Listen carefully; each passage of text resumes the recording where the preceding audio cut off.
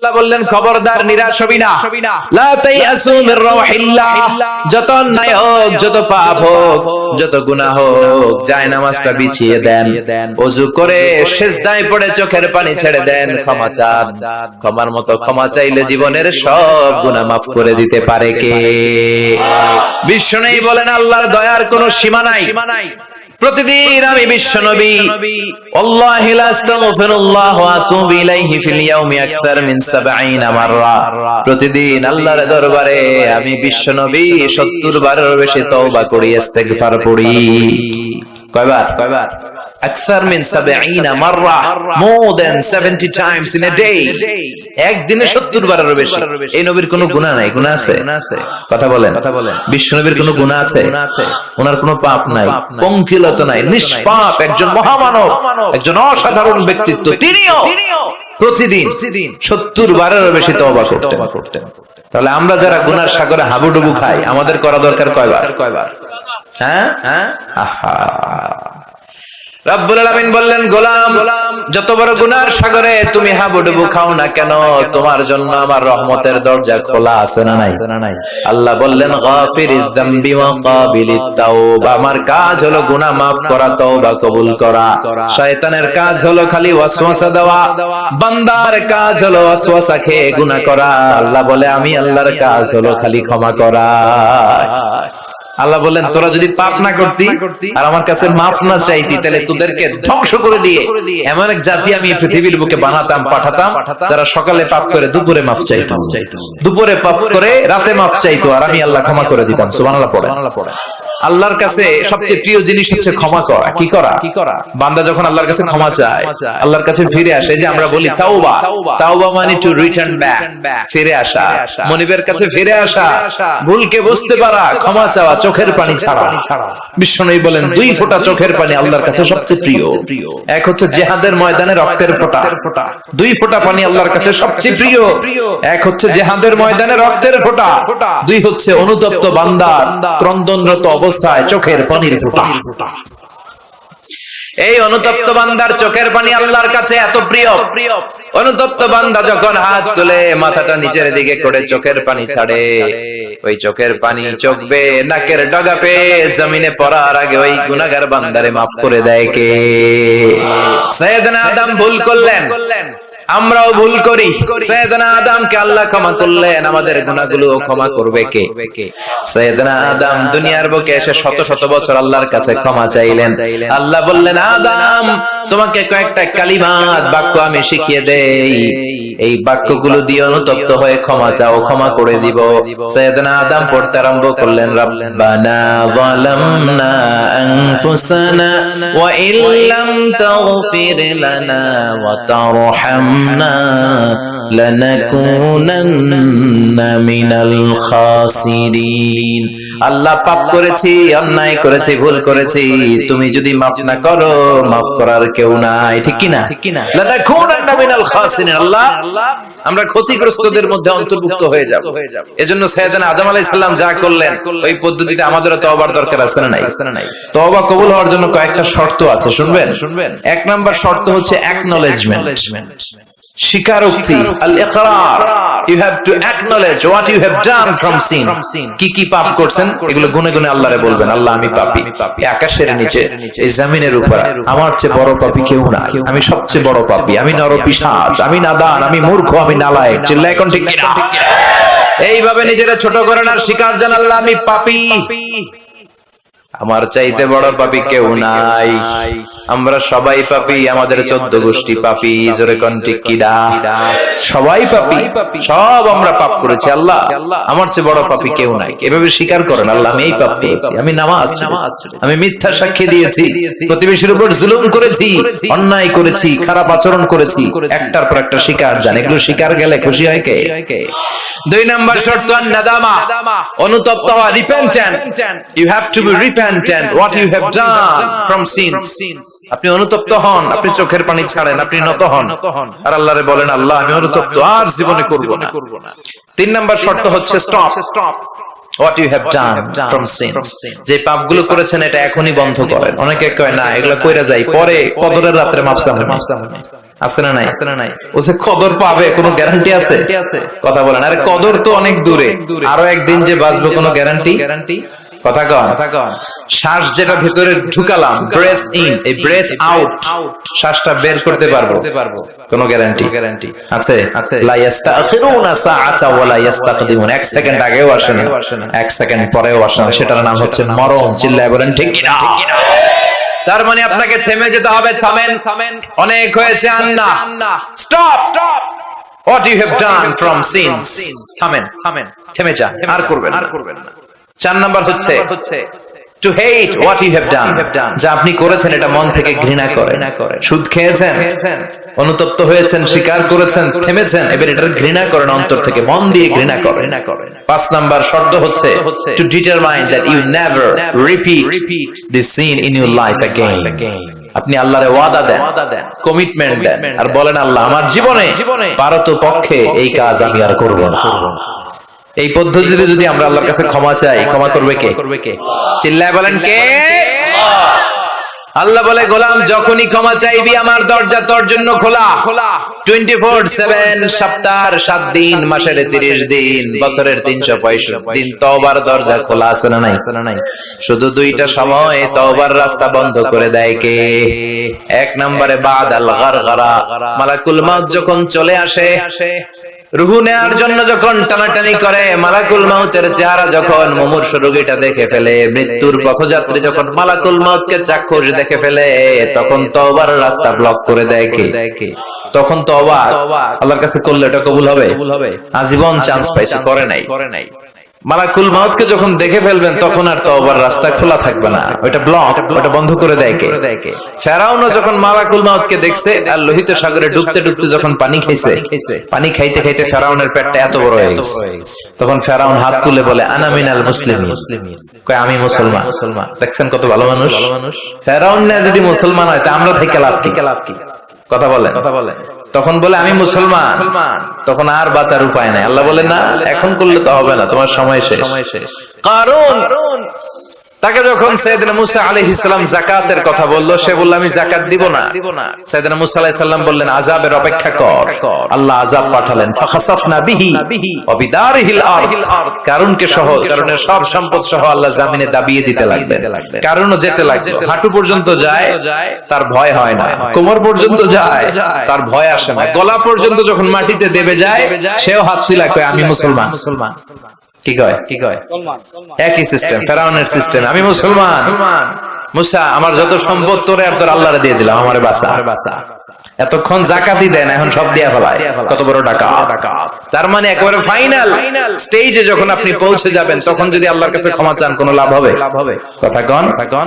এই মালাকুল মাউত আসার আগ পর্যন্ত যদি তওবা করতে পারেন, ওই তওবা কবুল করে নিবে কে? 2 নাম্বার যে সময়টাতে তওবা কবুল হয় না, ইনদামা তাতলু'উ শামসু মিন মাগরিবিহা, প্রতিদিন সকালবেলা পূর্ব দিক থেকে সূর্য ওঠে, পশ্চিম দিকে ডোবে। কিয়ামতের আগ দিয়ে সূর্য পূর্ব দিক থেকে না উঠে পশ্চিম দিক থেকে ওঠা শুরু করে দিবে। যেদিন সূর্য পশ্চিম দিক থেকে উঠবে, ওই দিন থেকে তওবার রাস্তা বন্ধ করে দিবে কে? এর আগ পর্যন্ত আল্লাহর কাছে যদি তওবা করি, ওই তওবা কবুল করবে কে? আল্লাহর উপর ভরসা আছে? হ্যাঁ, মৌলভী বাজারের ভাইয়েরা সব মৌলভী মানুষ। হ্যাঁ, আল্লাহর উপর ভরসা হয়, আল্লাহরে মায়া লাগে, আল্লাহরে ভালো লাগে, আল্লাহরে যে ভালো লাগে এটাও কইতে পারে না, কষ্ট হয়, জি হয় কইছে একজন, আল্লাহরে ভালো লাগে, ঠিক না? সবাই বলেন জি হয়। আল্লাহরে ভালো লাগে, জি হয়। তাহলে আল্লাহর একটা ডাক দেন, বলেন আল্লাহ। প্রাণ থেকে ডাক দেন, পড়েন আল্লাহ। হৃদয় থেকে ডাকেন, বলেন আল্লাহ। আল্লাহর সাথে যতক্ষণ বান্দার সম্পর্ক থাকবে, ততক্ষণ আল্লাহর পক্ষ থেকে স্পেশাল মার্সি, ব্লেসিংস, রহমত আছে না নাই? চিল্লায় বলেন আছে না নাই? আল্লাহ ডেকে বললেন গোলাম যখনই ডাকবি তখনই আমি সাড়া দেই। আল্লাহু আকবার। এমন এক আল্লাহ মাঝরাতে উঠে চোখের পানি ছেড়ে যদি আল্লাহরে ডাকেন, আল্লাহ আছে না নাই? আপনিও ঘুমান, আপনার আল্লাহও যদি ঘুমায়, তাহলে আপনি যখন ঘুম থেকে জেগে আল্লাহরে ডাকবেন, আল্লাহ ডাকে সাড়া দিতে পারবে না, ঠিক কিনা? কিন্তু এই জন্য আল্লাহ ঘুমায় না।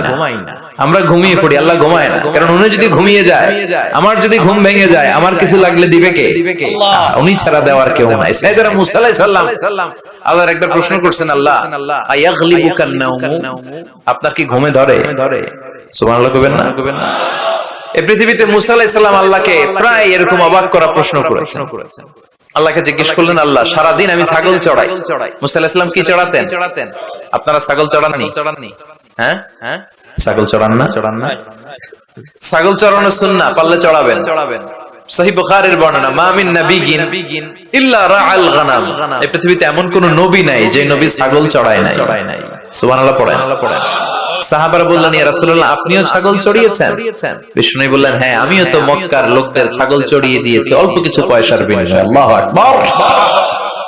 সাইয়েদনা মুসা আলাইহিস সালাম বললেন, মাবুদ সারাদিন ছাগল চড়িয়ে আমি ক্লান্ত হয়ে যাই, রাত্রিবেলা ঘুম আমার উপরে চেপে বসে। আপনি সারাদিন গোটা বিশ্বের সব ব্যবস্থাপনা সারার পরে রাত্রিবেলা আপনার ঘুম আসে কিনা? আয়াগলিবুকান নাওমু, উনি ভাবছে আমগো যেমনি ঘুম ধরে আল্লাহর ধরে টরে কিনা। আল্লাহ এই প্রশ্নের উত্তর না দিয়ে সাইয়েদনা মুসা আলাইহিস সালামকে বললেন, দুইটা গ্লাস নাও, পানি ভর্তি গ্লাস, আর এই গ্লাসের ভেতরে পানি নাও, নিয়ে তুর পাহাড়ের উপরে দাঁড়াও। মুসা আলাইহিস সালাম গ্লাসের ভেতরে পানি নিয়ে তুর পাহাড়ের ঠায় দাঁড়িয়ে রইলেন। আর আল্লাহকে জিজ্ঞেস করলেন, আল্লাহ আয়াগলিবুকান নাওমু, জিজ্ঞেস করলাম আপনার ঘুমে ধরছে কিনা, আপনি পানি নিতে বললেন কেন? আল্লাহ বললেন, নো টক, কোনো কথা বলা যাবে না, যা বলেছি তা করো। তো সাইয়েদনা মুসা আলাইহিস সালামকে বললেন দাঁড়িয়ে থাকো, আর ঘুমরে বললেন তুই মুসারে ধর। ঘুমরে কি বললেন? মুসা আলাইহিস সালামকে ধরো। ঘুম যে সাইয়েদনা মুসা আলাইহিস সালামকে ধরলেন, উনি আর দাঁড়ায় থাকতে পারেন। আল্লাহ বললেন এই গ্লাসের পানি কিন্তু ফালানো যাবে না, দাঁড়িয়ে থাক। সাইয়েদনা মুসা আলাইহিস সালাম একবার ডান পাশে যায়, একবার বাম পাশে, এদিক ওদিক করে, নাড়াচাড়া করে, মাগার দাঁড়িয়ে থাকতে পারে না, কারণ ঘুম অর্ডার মানে কার? সাইয়েদনা মুসা আলাইহিস সালামকে ধরলেন। মুসা আলাইহিস সালাম আর দাঁড়িয়ে থাকতে পারে না, ঘুমের ধাক্কায় পড়ে যায়। হাতের গ্লাসগুলো জমিনে পড়ে খান খান হয়ে যায়, টুকরো টুকরো হয়ে যায়, পানিগুলো পড়ে যায়, গ্লাসগুলো ভেঙে যায়। আল্লাহ মুসা আলাইহিস সালামকে ডেকে বললেন, ও মুসা বেশি কিছু নয়, শুধুমাত্র দুইটা পানির গ্লাস, পানি সহ হেফাজতের দায়িত্ব দিয়েছিলাম, এই ঘুমের কারণে হেফাজত করতে পারো নাই। আমি আল্লাহ যদি তোমার মতো এরকম ঘুমিয়ে যেতাম, চন্দ্রের সাথে সূর্য লেগে, পৃথিবীর সাথে মঙ্গল লেগে, একটার সাথে আরেকটা তারা গ্রহ নক্ষত্র লেগে গ্লাস দুইটার মতো খান খান হয়ে ভেঙে যেত রে মুসা, ভেঙে টুকরা টুকরা হয়ে যেত। লা তাখুযুহু সিনাতু ওয়ালা নাওম, never the slips not the slumber overtakes him. আল্লাহর ঘুম তো ধরেই না, ঘুমের আগে যে ঝিমুনি আসে, তন্দ্রা আসে, ওইটাও ধরে না। সে আল্লাহ ডেকে বললেন, গোলাম যখনই ডাক দিবি আমি আল্লাহ আছি না নাই? বিশেষ করে শেষ রাতে আল্লাহ ডাকতে থাকেন, আলা মিন মুস্তাগফিরিন আগফিরালা, কার ক্ষমার দরকার ক্ষমা চাও, ক্ষমা করে দেব। আলা মিন মুস্তারজিকিন আরযুকালা, কার দারিদ্রতা আছে আমার কাছে চাও, রিজিকের ব্যবস্থা করে দেব। কার ক্ষমতা দরকার, কার সুন্দরী বউয়ের দরকার, আমার কাছে চাও, দিয়ে দেব। কে পরীক্ষায় সফল হতে চাও, কে বিপদ থেকে মুক্তি পেতে চাও, আমি আল্লাহর কাছে চাও, আমি দিয়ে দেব। সুবহানাল্লাহ পড়ো। আর ওই টাইমে আমরা নাক ডেকে ঘুমাই। আল্লাহ দেওয়ার জন্য প্রস্তুত, উনি ডাকছেন, কিন্তু ওনার ডাকে সাড়া দেওয়ার সময় আমাদের নাই। কথা বলেন। এজন্য শেষ রাতে আল্লাহর কাছে চাওয়ার দরকার আছে না নাই? তাহাজ্জুদের জায়নামাজে দাঁড়ানোর দরকার আছে না নাই? তাহাজ্জুদের জায়নামাজে মরণ দিও প্রভু আমায়, একামতে দিনের কাজে কবুল করে নিও আমায়। তাহাজ্জুদের জায়নামাজে মরণ দিও প্রভু আমায়, একামতে দিনের কাজে কবুল করে নিও আমায়। পড়েন আমিন। তাহাজ্জুদ যারা পড়বে এদের সম্মানকে বাড়িয়ে দিবে কে? আল্লাহ ডেকে বললেন, গোলাম এমন একটা মুহূর্ত নাই যেই মুহূর্তে আমি তোর রক্ষণাবেক্ষণ করি না। আমি হলাম the nourisher, the cherisher, the sustainer of this multi dimensional universe 24/7। যখনই যাবি, যখনই আল্লাহ বলে আমরা ডাকবো, এটাকে সাড়া দেওয়ার তিনি আছেন না নাই? এজন্য যখনই অন্যায় হবে সাথে সাথে তওবা করব। অনেকে বলে না আজকে অন্যায় করেছি, আজকে না কালকে মাফ চাবো, এই বছর করছি আগামী বছর বছর মাফ চাবো, এই বছরে পাপ টাপ করে নেই, আগামী বছর উমরায় যাব, কাবা ঘর ধরে মাফ চাবো, এরকম আছে না নাই? আপনি যে কাবা ঘর পর্যন্ত পৌঁছতে পারবেন গ্যারান্টি আছে? না, দেরি করা ঠিক না। কয়েকটা কাজে দেরি করতে বিশ্বনবী নিষেধ করেছেন। এক নাম্বার as-salatu fi waqtiha, নামাজের সময় হলে নামাজ পড়ে নেয়া। দেরি করা যাবে? সালাত প্রতিষ্ঠায় দেরি করা যায়?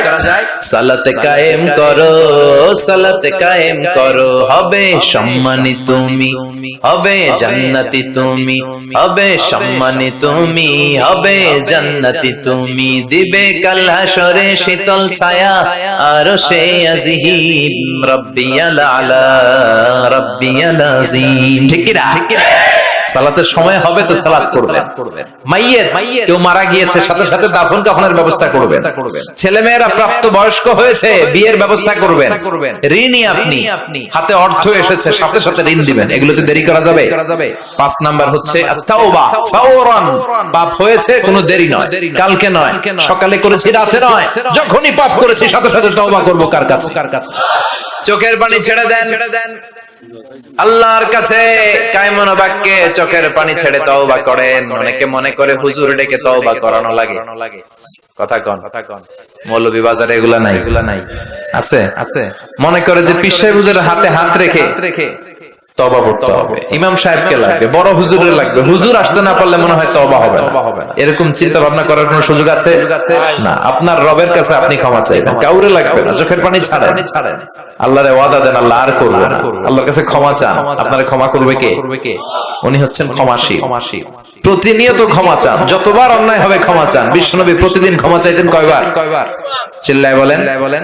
70 বারেরও বেশি। আকসার মিন 70 মাররা, 70 বারেরও বেশি বিশ্বনবী পড়তেন আস্তাগফিরুল্লাহ। কি পড়তেন? আওয়াজ করে পড়েন আস্তাগফিরুল্লাহ, আবার পড়েন আস্তাগফিরুল্লাহ। আর বিশ্বনবী বলতেন মান লাজিমাল ইস্তিগফার জাআলাল্লাহু লাহু মিন কুল্লি দিকিন মাখরাজা।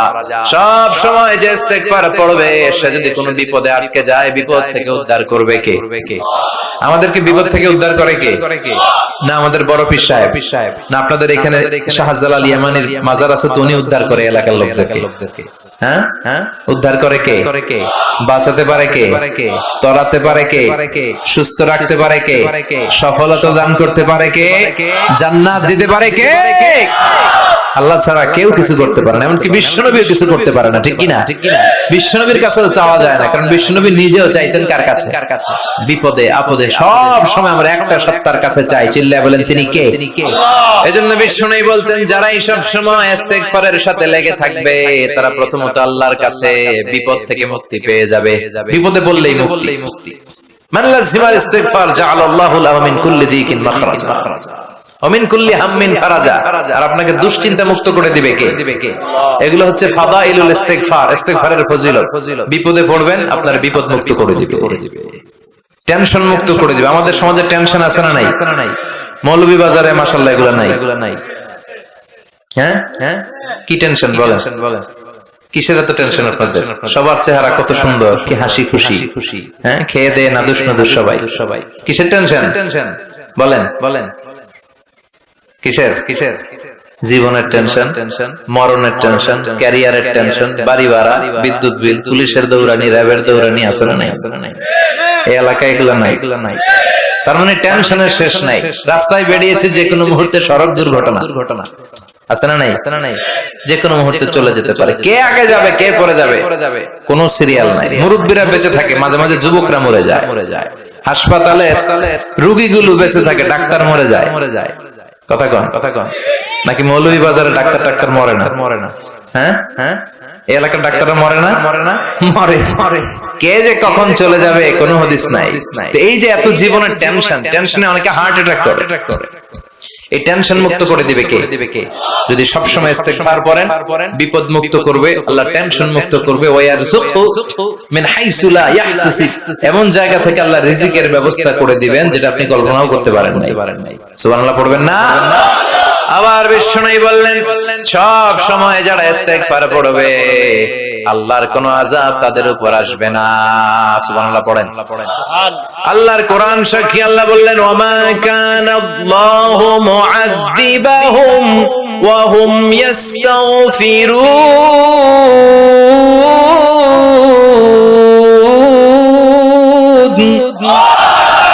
যতক্ষণ আমার বান্দাগুলো, আমার গোলামগুলো আমার কাছে ক্ষমা চাইতে থাকবে, আমার বান্দার উপরে আমার কোনো আযাব পতিত হবে না। সুবহানাল্লাহ পড়েন। সব সময় আযাব মুক্ত থাকবেন, বিপদ মুক্ত থাকবেন, কিন্তু শর্ত হচ্ছে সব সময় কি পড়তে হবে? 5 নাম্বার ইস্তিগফারের ফজিলত হচ্ছে বেশি বেশি ইস্তিগফার করলে আল্লাহ তাআলা আপনাকে মুস্তাজাবুদ দাওয়া বানিয়ে দিবে। কি বানাই দিবে? মুস্তাজাবুদ দাওয়া মানে এমন ব্যক্তি আপনি হয়ে যাবেন, আপনি হাত তুলতে দেরি, ওই দোয়া কবুল হতে দেরি হবে। সুবহানাল্লাহ পড়বেন না? মুস্তাজাবুদ দাওয়া হতে মন যায়? কার কার মনে চায়? সবার মনে চায়?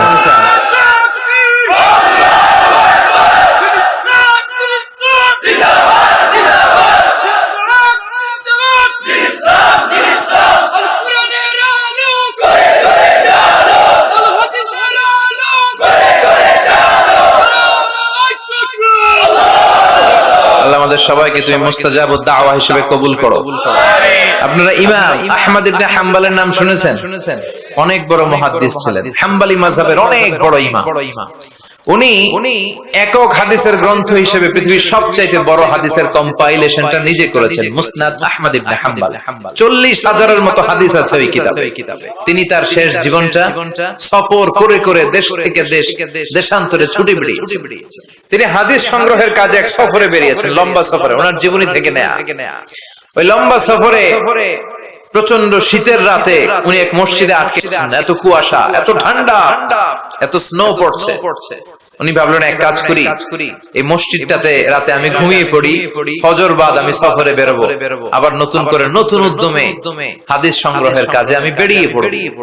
কিন্তু মসজিদে শুয়ে উনি পড়লেন বিপাকে। মসজিদের দারোয়ান ওনারে মসজিদে থাকতে দেয় না।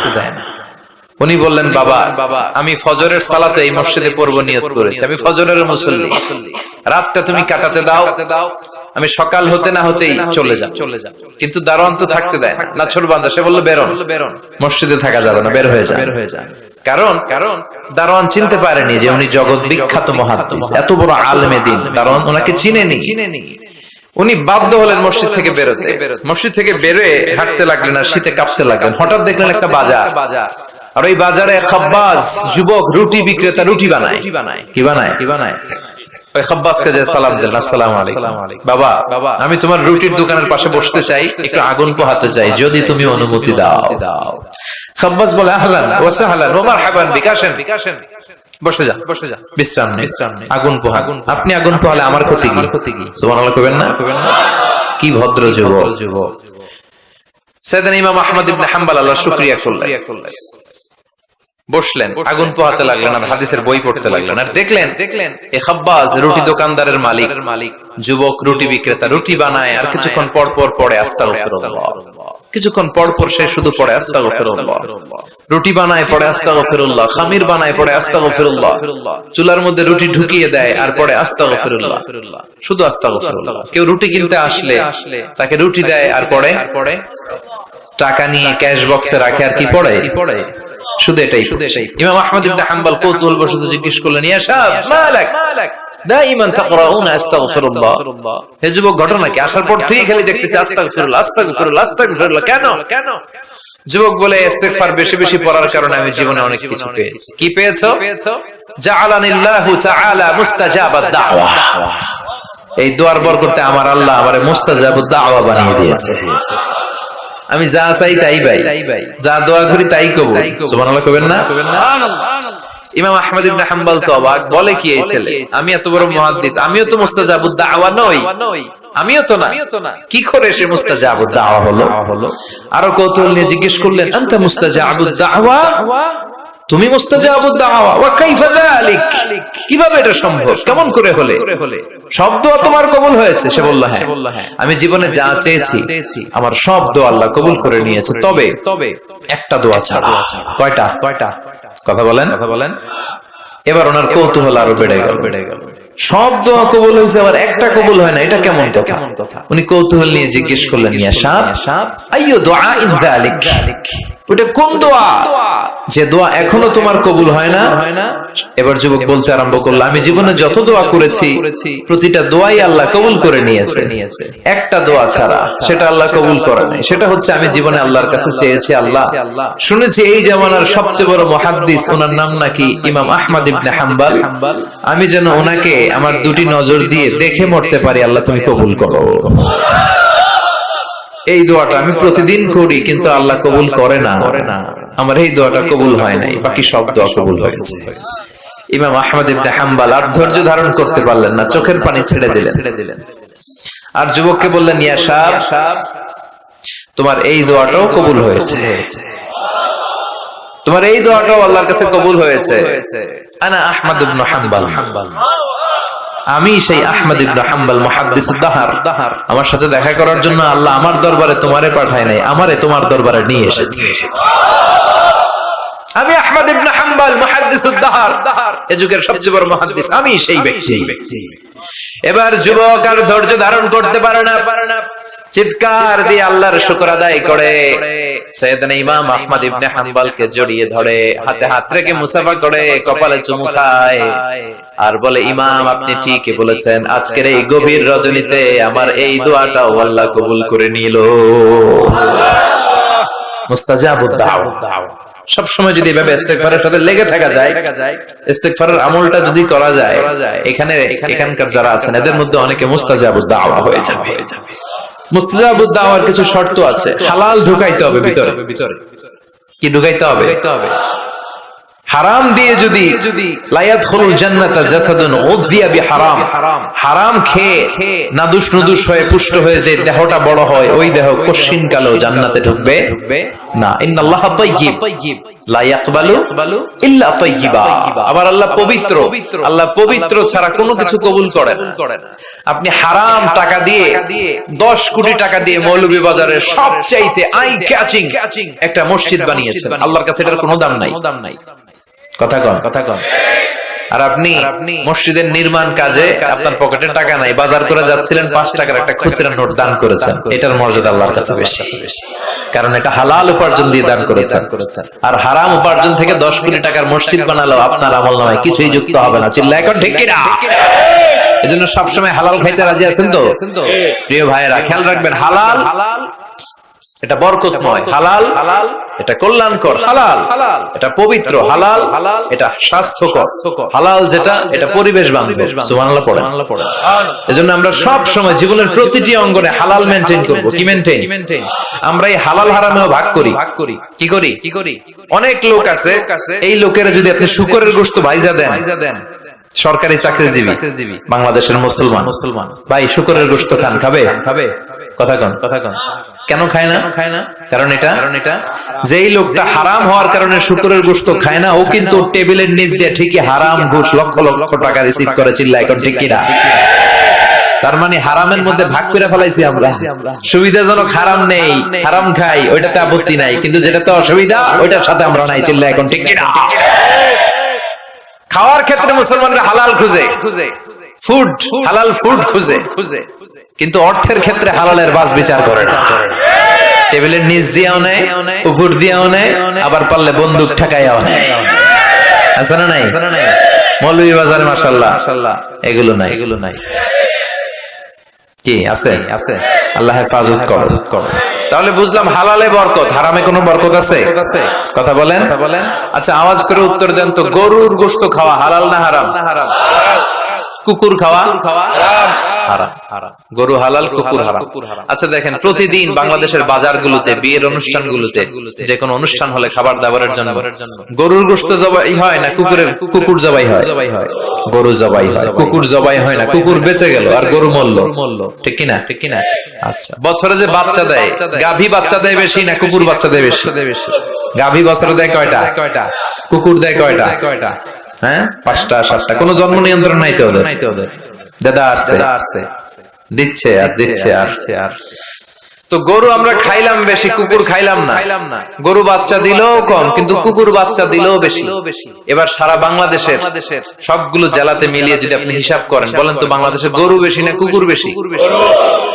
কারণ কি? এটা হালাল। বরকত ঢুকাই দিছে কে? বরকত বিশ্বাস করেন?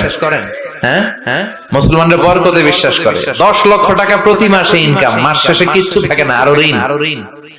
একটা হসপিটাল বিল পরিশোধ করতে লাগে 5 লাখ, আবার ব্যাংকের ঋণ আছে না নাই?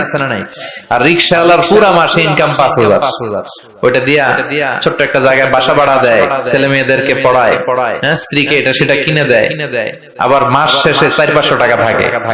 ওর 5,000 থেকে থাকে 200-300 টাকা, আর 10 লাখ থেকে 1 টাকাও থাকে না, আর ঋণ কাঁধে নিয়ে এসে ঘুরে বেড়ায়। This is called বারাকা। এটাকে বারাকা বলে।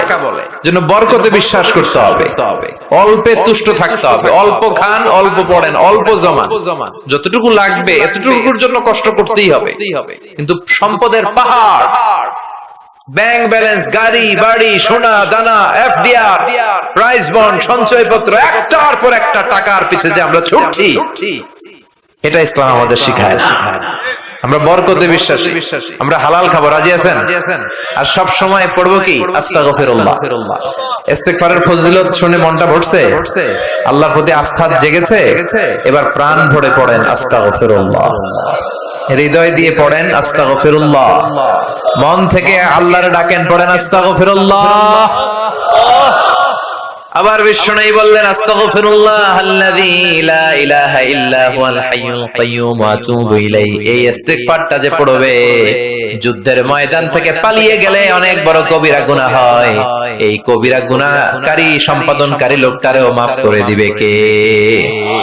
এই ইস্তিগফারটা যদি পড়েন, আস্তাগফিরুল্লাহ আল্লাযী লা ইলাহা ইল্লা হুয়াল হাইয়ুল কাইয়্যুম ওয়া আতুবু ইলাইহি, পড়তে রাজি আছেন? আবার সাইয়েদনা আবু বকর ডেকে বললেন, নবী আল্লিমনি দুআআন আদু বিহি ফি সালাতি, এমন একটা দোয়া বা ইস্তিগফার আপনি আমারে শিক্ষা দেন যে ইস্তিগফারটা আমি আমার নামাজের মধ্যে পড়ব। কই পড়ব? কথা কন। বিশ্বনবী শিখায় দিলেন, আবু বকর তুমি পড়ো, আল্লাহুম্মা ইন্নী যালামতু নাফসি যুলমান কাসীরা ওয়া লা ইয়াগফিরুয যুনুবা ইল্লা ফাগফিরলি মাগফিরাতাম মিন ইনদিক ইন্নাকা আনতাল গফুরুর রহিম। এটা আমরা দোয়ায়ে মাসুরা বলি, আমরা কি বলি? এটাও একটা ইস্তিগফার। এটাও যেখানে ক্ষমা চাওয়ার প্রসঙ্গ থাকবে ওইটাই কি? কথা বলেন। ইন্নী যালামতু নাফসি, আল্লাহ আমি জুলুম করেছি, যুলমান কাসীরা, অনেক জুলুম, ওয়ালা ইয়াগফিরুয যুনুবা ইল্লা, এই জুলুম, এই পাপ আপনি ছাড়া তো ক্ষমা করবার কেউ নাই। ফাগফিরলি মাগফিরাতাম মিন ইনদিক, আপনার গুণে, আপনার দয়া আপনি আমার ক্ষমা করে দেন। ইন্নাকা আনতাল গফুরুর রহিম, আল্লাহ আপনি ক্ষমাশীল, আপনি মেহেরবান। পড়েন আমিন। এগুলো সবই ইস্তিগফার, সবগুলো সহিহ হাদিস দ্বারা সাব্যস্ত। তবে এই সব ইস্তিগফারের মধ্যে শ্রেষ্ঠ ইস্তিগফারের নাম সাইয়্যিদুল ইস্তিগফার। কি নাম? মানে লিডার অফ দ্য অল ইস্তিগফারস। মুখস্থ আছে অনেকের? কার আছে দেখি?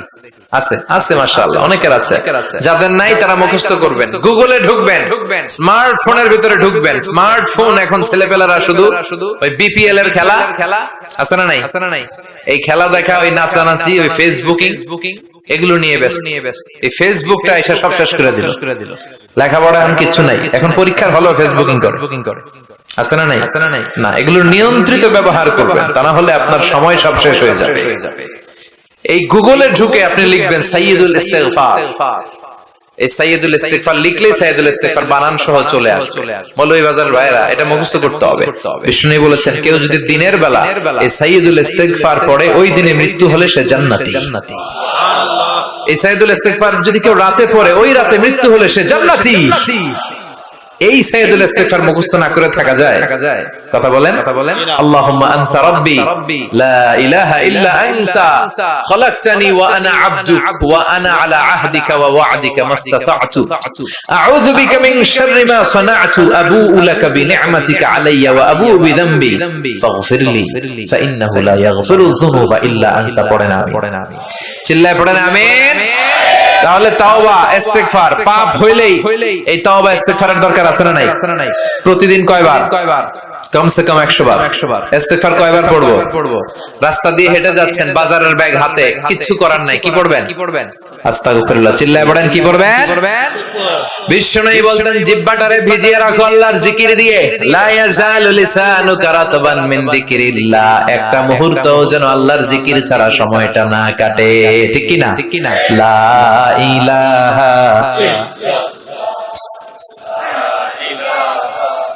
লা ইলাহা ইল্লাল্লাহু মুহাম্মাদুর রাসূলুল্লাহ সাল্লাল্লাহু আলাইহি ওয়াসাল্লাম। এই যে জিকিরটা আওয়াজ করে আমি করালাম সবাই মিলে, বিশ্বনবী কিন্তু এইভাবে জিকির করাতাম। তো হুজুর আপনি করাইলেন কেন? তালিমান, শিখানোর জন্য। লা ইলাহা ইল্লাল্লাহটা অনেকের ভালো শুদ্ধভাবে নাও জানা থাকতে পারে, জন্য তালিমান মাঝে মাঝে আমরা করাই, কিন্তু নিয়ম হচ্ছে এই জিকিরগুলো আস্তে আস্তে করা। কিভাবে? আল্লাহ বলেন ওয়াজকুর রাব্বাকা ফি নাফসিকা তাদাররুআ ওয়া খীফা ওয়া দুনাল জারি মিনাল কাওলি বিল গুদুবি ওয়াল আসাল ওয়া লা তাকুম মিনাল গাফিলিন। আল্লাহু আকবার। আল্লাহ বললেন আমার জিকির করো বিনয়ের সাথে, ধীর চিত্তে, আস্তে আস্তে, চিল্লা ভাল্লা করে নয়। কার কথা? লাফালাফি করে নয়। কার কথা? ভদ্রভাবে, মনে মনে, একা একা যখন থাকেন, নামাজের আগে পড়ে সব সময় জিহ্বাটারে আল্লাহর জিকির দিয়ে ভিজিয়ে রাখে। কিন্তু লাফালাফির জিকির এই দেশে আছে না নাই? আল্লাহর মেহেরবানি, মৌলভীবাজার এগুলো কম বোধহয়, তাই না? আলহামদুলিল্লাহ। কিন্তু বাংলাদেশে অনেক জায়গায় কিন্তু লাফায় খালি। আপনাদের কাছে দেখলে কেমন লাগে? আমি এখন জিকিরের কথা কইতেছি, কেউ যদি আইসা আমারে ধরে, হ্যাঁ, এদিক থেকে যদি আমার কাঁধে ওঠে, আমার মাইক যদি ধাক্কা মারে, আমি দেবো দৌড়। কথা কন। হ্যাঁ, তো এইটা কেমন জিকির রে ভাই? আমি জিকির করাচ্ছি, আপনি লাফাচ্ছেন কেন? বিষ্ণু ইসলাম এবং ওনার সাহাবারা যখন জিকির করতেন, তাসবিহ পড়তেন, কোন জিকির করার সময় এরকম বিষ্ণুনবী জিকির করতেছেন, সাহাবারা লাফাইতে লাফাইতে খেজুর গাছের উপরে পাওয়া যায়, হাদিসে পাওয়া যায়। অথবা বিষ্ণুনবী তাসবিহ পড়তেছেন, জিকির করতেছেন, সাহাবারা লাফাইতে লাফাইতে বিষ্ণুনবীর কান্দে আছে। তাহলে এগুলো করা যাবে। আবার অনেক জায়গায় এমন জিকির করে, হুই হাই হেই হো আছে না নাই?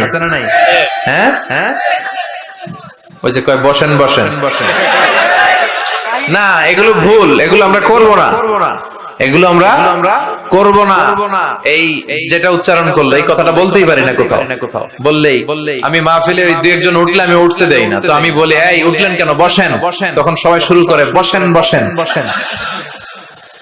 তো এরকম লাফালাফি করে জিকির করা, এটা সুন্নাতে নাই। আমরা ধীরস্থির ভাবে জিকির করব। বিশ্বনবী বলেছেন আফদালু যিকরি লা ইলাহা ইল্লাল্লাহ, সবচেয়ে শ্রেষ্ঠ জিকিরের নাম।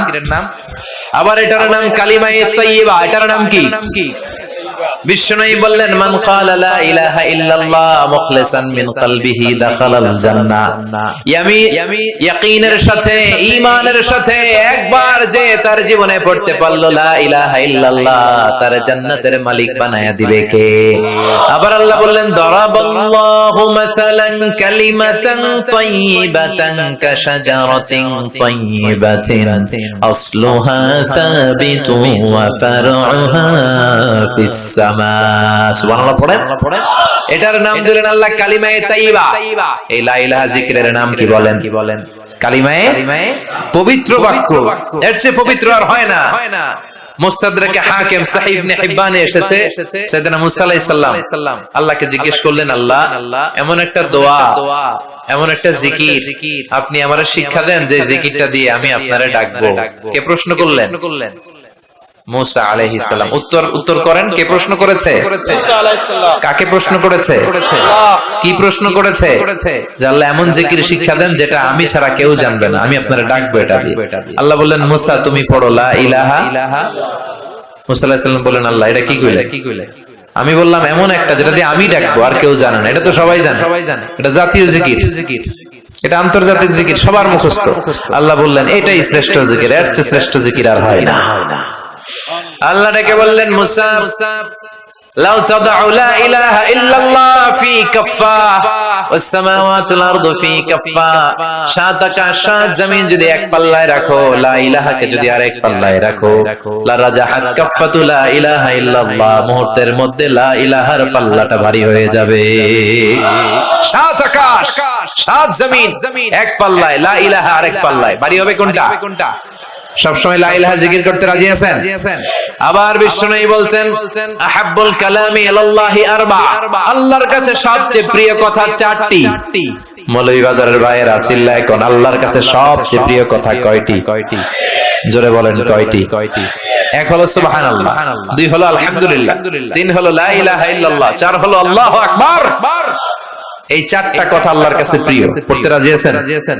মনে থাকবে তো?